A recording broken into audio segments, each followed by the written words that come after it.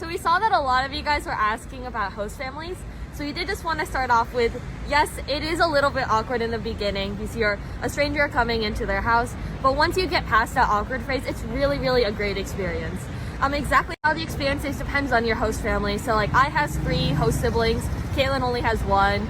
Caitlin's host family also really likes to go out a lot, and mine's more staying at home. And so it really depends on the host family.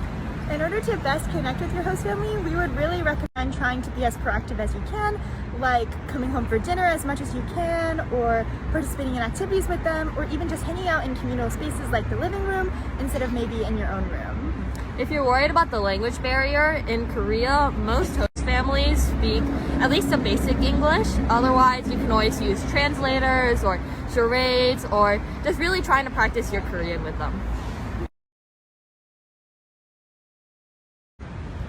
A lot of you were also asking about gap years and college admissions and how that was affecting everything.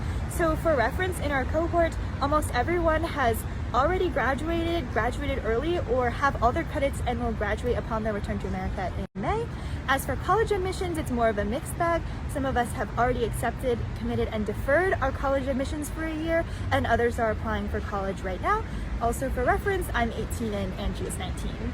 If you're worried about a gap year like putting you a year behind everyone else, for me, I thought of it as like in the whole grand scheme of things, like 1 year doesn't really matter.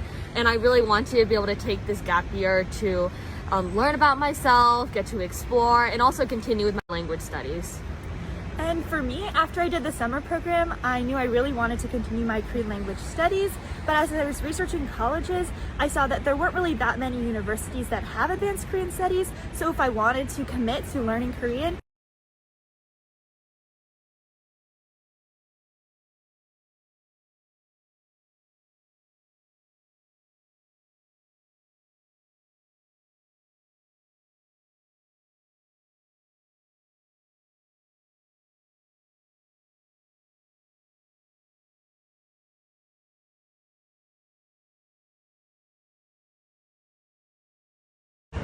So in terms of how much Korean we knew before coming on program, first we want to say that there's a whole range of levels. There's a lot of people who are complete beginners, as well as a lot of people who have experience.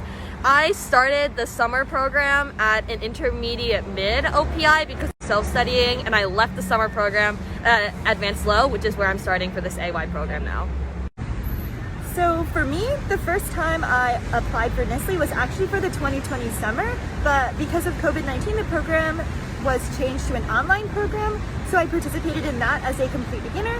The next summer, I studied in person in Songdo, and now I'm on the academic year program, studying at about an intermediate mid-level.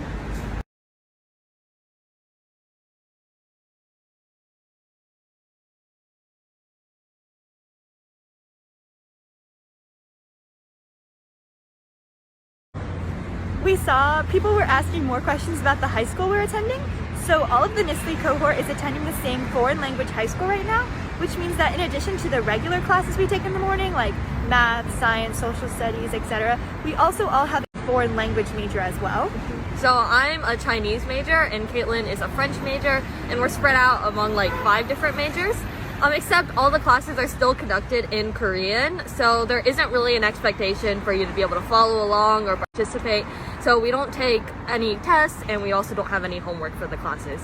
Well, except unless you're in PE like Caitlin.